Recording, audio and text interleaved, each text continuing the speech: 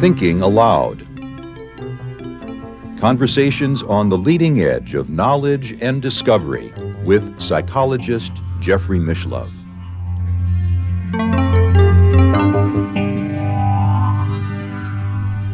Hello and welcome. I'm Jeffrey Mishlove. Today we are going to look at spiritualist mediumship as a source of evidence for survival of the human personality after bodily death.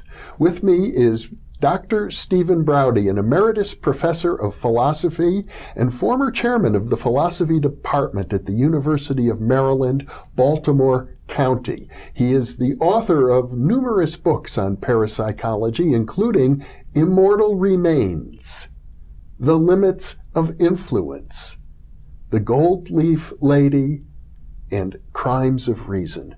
Welcome, Stephen. Thank you, Jeff. Good to be with you again. Good to be with you, too. I suppose if we look at all the different kinds of evidence that point toward human survival, the most persistent and consistent, for what it's worth, comes from spiritualist mediums. Certainly one of the two big ones. I'd say the other would be reincarnation, which is more robust, I don't know, but certainly there are a lot of cases of mediumship, and it's been going on since antiquity. Many people today don't realize what an enormous fad spiritualism was in the 19th century. Well, there was no TV. It was better than just sitting around.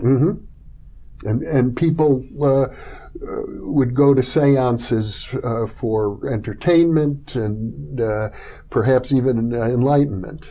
Well, certainly there were, in many cases, urgent personal reasons that drove them to mediumship, but there was a flowering of mediumship in the mid-19th century, and which continues to this day.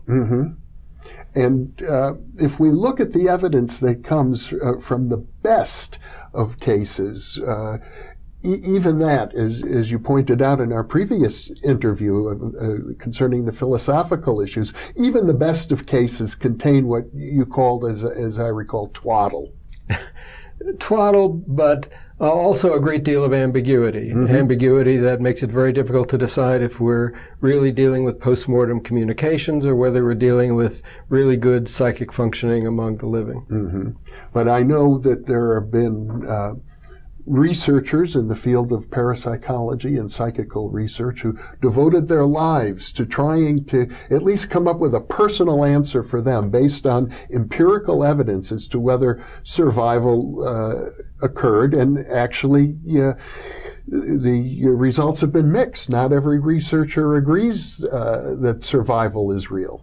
My own approach has been to think that the major question we should be asking when we look at cases of ostensible mediumship is whose interests would be satisfied by the appearance of evidence suggesting survival, the interests of the deceased or the interests of the living. I think in both cases we need to look at who has the most to gain.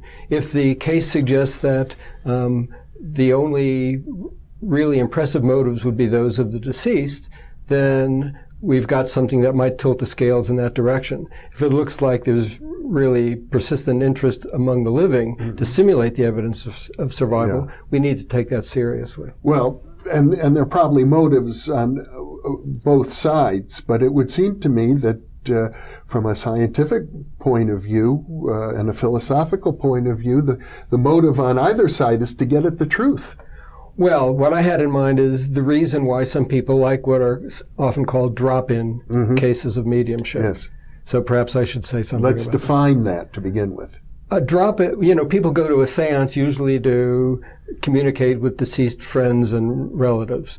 But occasionally communicators come through the medium uninvited. They just drop in. And in the best of the drop-in cases, the drop-in communicator is unknown to anybody present at the seance.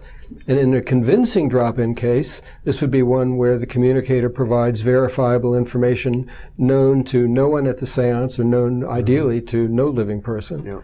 And again, a good drop-in case would be one where the answer to the question, whose needs would be satisfied by the appearance of evidence suggesting survival, would be a clear answer in favor of the deceased rather than the living. And there's a classic case of that sort from Iceland that I know you've written about. This is the case of Runke's leg. Yeah. It's hard to give a quick synopsis of that, but let me try. The medium in this case was arguably Iceland's greatest mental medium, Hafstein Bjornsson, whose career was at the early part of the 20th century. Hafstein worked in a radio station. That was his day job. He did earn some money as a medium. And he was particularly well known for giving lots of detailed, accurate information about places and dates of the deceased. Mm-hmm. And one day at a seance with Hafstein, a drop-in appeared, and they asked what his name is. And he gave what would be the Icelandic equivalent of a fictitious or phony name, mm-hmm. the equivalent of John Smith, something mm-hmm. like that. Yeah. They said, well, what do you want? And he said, I want my leg. He said his leg was in the sea. And they kept trying to get information from the sitter and from the communicator, and the communicator refused to actually cough up anything more detailed. He just kept demanding his leg. Right. And the medium, who was a trance medium, kept exhibiting behaviors that were quite uncharacteristic, like demanding alcohol, going through the motions of using snuff, neither of which the medium did. Mm-hmm. And this went on for quite a few months. And then the seance moved to a new location and new personnel. And one of them was a guy named Ludvig Gudmundsson. And the drop-in continued to appear, just giving his name and saying he wanted his leg, but surprising everybody by saying he was glad that Ludvig was there because his leg, he now said, was in Ludvig's house in a nearby town of Sangerdi. Mm-hmm. Well, this came as news to Ludvig. Yeah.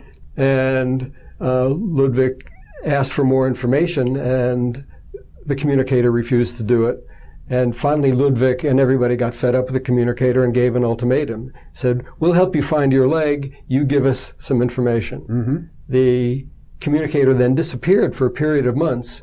And when he came back, he told a story about himself, about how he had been drinking heavily and went to a party while walking home to his farm, stopped at another place for more to drink, mm-hmm. and finally decided to head off home in the middle of a rainstorm. The people at the party wanted him to have a designated walker, but he said, no, thank you. Yeah. And they were apparently happy to see him go. And so he said his name was Runke Runolfsson, or Runolfar Runolfsson, a.k.a. Runke. Mm-hmm. And so Runke was heading off home to his farm. At one point in the middle of the rainstorm, he sat down on a rock to rest and for a drink from the flask that he carried with him. He fell asleep on the rock, and the tide came in and washed him out to sea, mm-hmm. where he drowned. Mm-hmm. His body was washed ashore. Dogs and ravens tore the body to pieces, he said. And all his bones were recovered except for a leg bone, a femur, mm-hmm. which he said was now in Ludvig's house. And Runke said, you can confirm all this by going to the church book at Utskalar. So people looked at the church book in Utskalar. They found some of the details that the communicator had given about himself. Mm-hmm. They found more in another book written by the same author, but unpublished and was in the National Archives. It mm-hmm. gave more details. And they located Runke's grandson, who confirmed that Runke was tall. Mm-hmm. So what's interesting about the case is, first of all, that information about the deceased Runke came from a number of obscure sources, none of which presumably were known to the sitters at the seance. And if you ask whose needs would be most satisfied by the discovery of the leg and so on, the answer seems to be a clear Runke. Mm-hmm. Now, there's more to the story. So Ludvig now had to keep his part of the bargain. He went back to Sangerdi and asked if anybody knew about this leg. And some of the older residents said, well, a while ago, a leg had been going around. And they said it was, they remembered that, somebody said he remembered seeing somebody place it in the wall of Ludvig's house. Yeah. He took that person to the appropriate place in the wall. They tore down the wall and they found a femur belonging to a tall person. Mm-hmm. They were never able to confirm that it was Runke's. They could never confirm where Runke's grave was. The problem is that in Utskalar, the graves are unmarked and some are stacked on top of one another. Mm-hmm. But the fact that they found a femur at all inside the walls of the house is quite remarkable. It is, and one belonging to a tall person. Yeah. And this has a happy ending because Ludwig built a little coffin for the femur. They had a church service, a memorial service. The choir sang. They served tea and cakes. And Runke said later at a seance that he had attended. And he was satisfied with the way things went. And then instead of being an annoying drop-in, he mellowed out and became a helpful communicator. So the communicator's behavior conformed to what we might expect of a deceased person if he really did have this agenda to get things settled about his bone. So you regard this as a strong case? There are some problematic aspects to the case. If I may self-servingly recommend reading Immortal Remains for my discussion of it, there are some nagging concerns about the quality of the evidence. But it illustrates why a good drop-in case could be more convincing than some other types of mediumship when looking for evidence. And the reason, once again, is that it has to do with the needs of the drop-in communicator. To deal with some unfinished business, whether it's helping out a family member, whether it's settling unsettled scores or something like that. Well, it's interesting also that in this particular instance, the communicator, Runke, felt that the recovery of the femur was important. Well, yeah, some people might wonder why so much attention would be paid to individual bones. Yeah. I'm assured by Erlander Haraldsson and other Icelanders I know that that's actually not a peculiar thing for an Icelander. It might be cultural, in Yes, other words. indeed. That it would be disrespectful not to properly bury the bones of a deceased. So that's an example from a drop-in communicator, but most mediumistic communications don't involve drop-ins. No. The most impressive cases would be those where people want to communicate with deceased relatives or friends, and they get very detailed, intimate evidence that the communicator is who he or she claims to be. So, for example, in the famous case of the American medium Leonora Piper, Mrs. Piper was very famous for being able to come up with details time after time between the same communicator, for example, and lots of people who knew that communicator when he or she was alive. The most famous example would be the GP personality, George Pellew.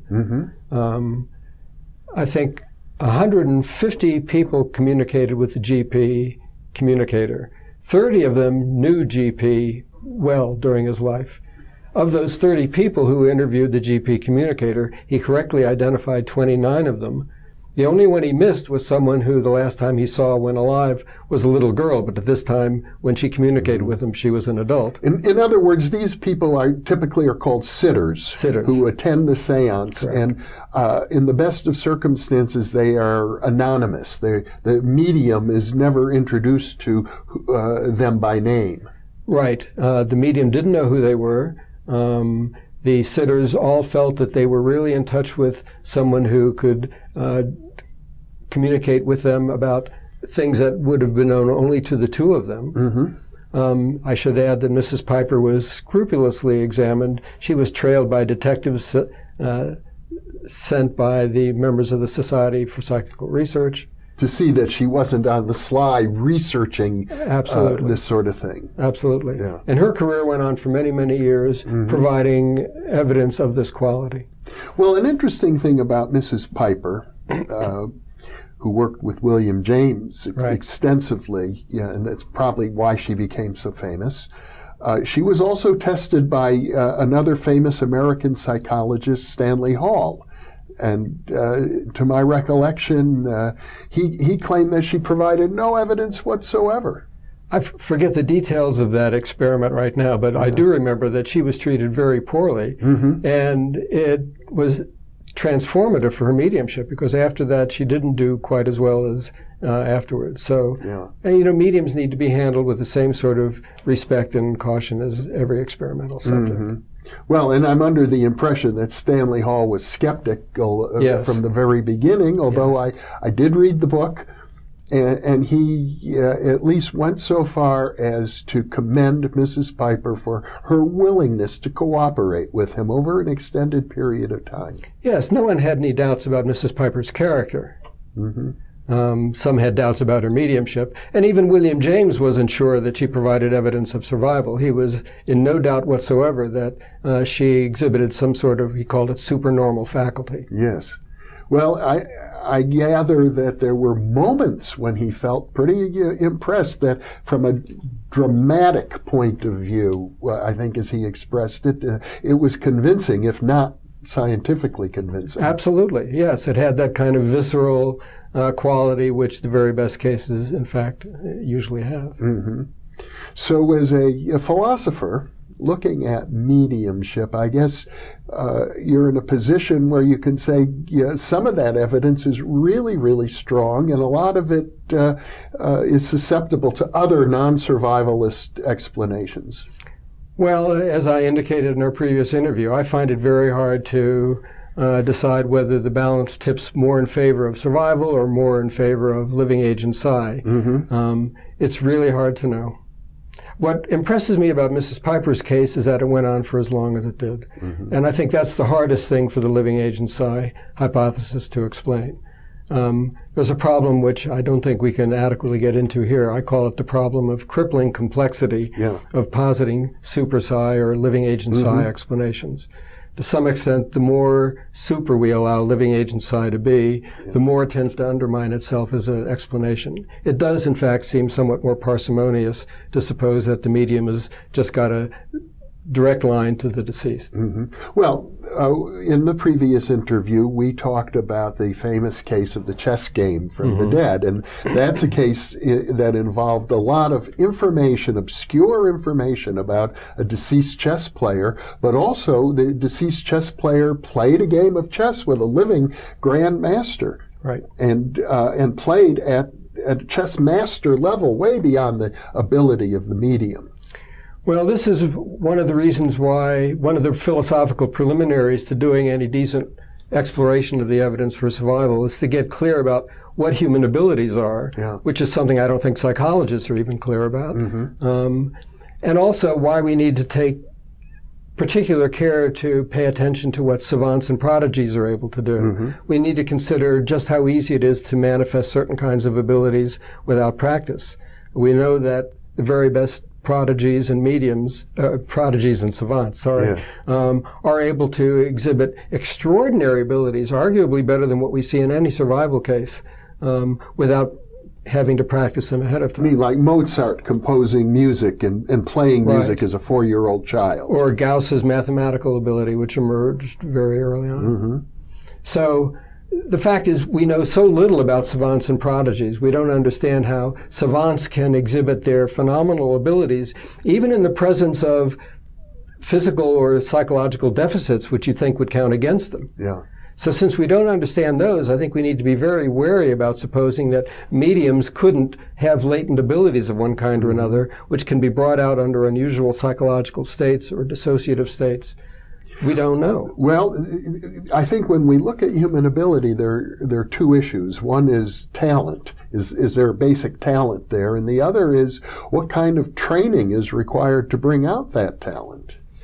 Well, we do know about prodigies, for example, that if Mozart's ability hadn't been cultivated, it wouldn't have reached the exquisite form that it took later in his career. But the fact is, Mozart was able to do phenomenal things before the ability was refined. And so our concern is whether there is evidence in survival cases of ability that's more akin to Mozart's refined later ability or something more akin to what he showed early in life. So in the case of the automatic writing medium who was able to demonstrate chess abilities at the chess master level, the question is whether that could have been, that ability could have been acquired through some sort of normal means. Yes. In terms of one of the unusual suspects, as I put it in the previous interview. And like I think the medium was unconsciously a chess savant. Something like that. It's hard to rule out. I don't want to say that we can dispense with all the impressive features of the chess case. Right. But we do know that there are instances of talents that only come out in an altered state of consciousness. Yes. So that if a medium in trance expresses a rare talent, but they can't do it in their normal waking state, that doesn't necessarily argue in favor of survival. Absolutely correct. And that's why I think we need to take a very cautious approach to looking at these cases. That there's, in other words, in your opinion, no need to jump to a conclusion, as many people would like us to say after 150 years, aren't you prepared to say that the evidence for survival is incontrovertible?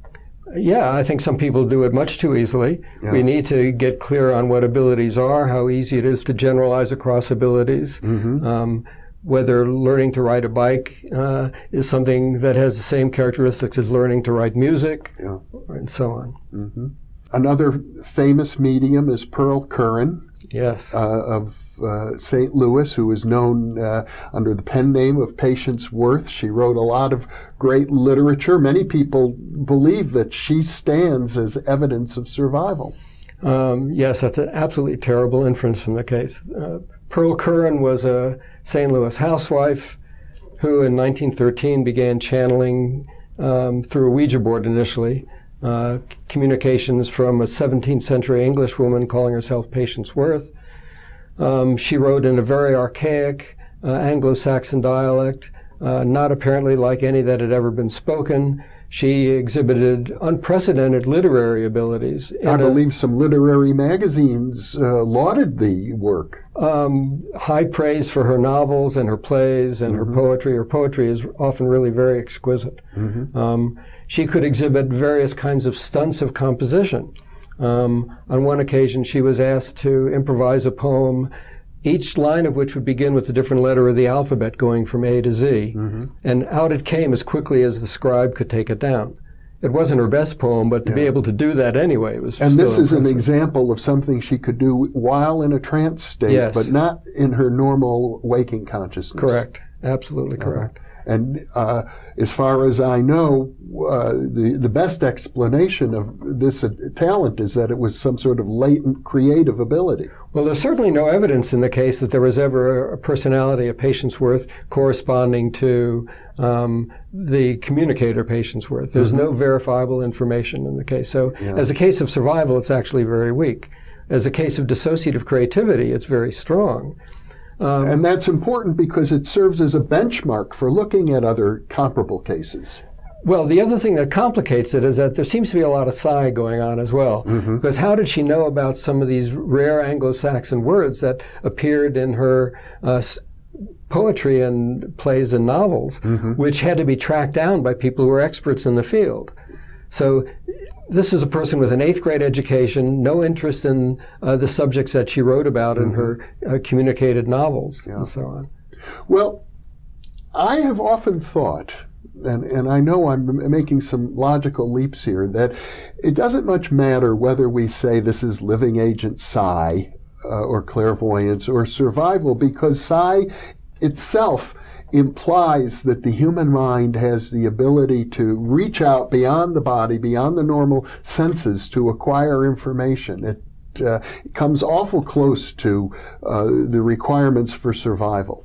Well, I hate to give my host some trouble, but the fact that it can reach out beyond the body doesn't mean it can survive beyond the body.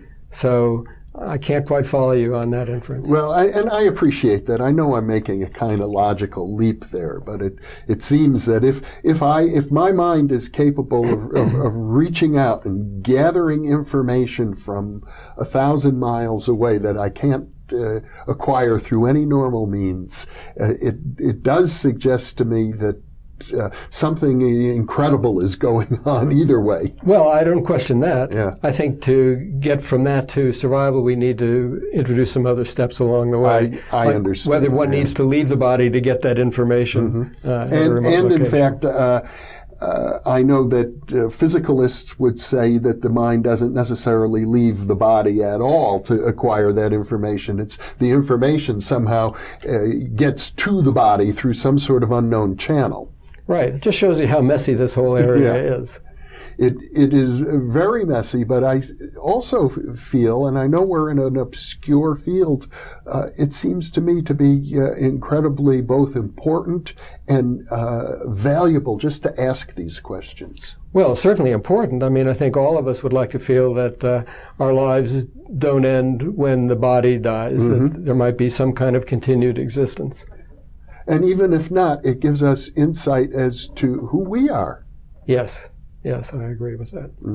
I mean, very few of our viewers, I'm sure, are trance mediums, and yet by looking at the history of trance mediums, 150 years of research, we can learn a lot about ourselves. Well, especially when you think that some of the people who turned out to be the great trance mediums didn't know until advanced stages in their life that they had these abilities. Mrs. Leonard found out she could be a medium only after an accident. Mrs. Piper found out only after visiting another medium in whose presence she fell into a trance and started exhibiting the same characteristics. Well, I do find it fascinating that mediumship was such a huge fad 100 years ago, 150 years ago, and now seems to be sort of almost an antique habit. Well, I don't know. I think it's taken other forms in the popular media. We see it in TV shows and in movies. In a way, it may have just been integrated more thoroughly into our way of looking at things. Perhaps so. Well, Stephen, our time is up once again. Thank you so much for this discussion. My pleasure. Thank you. And thank you for being with us.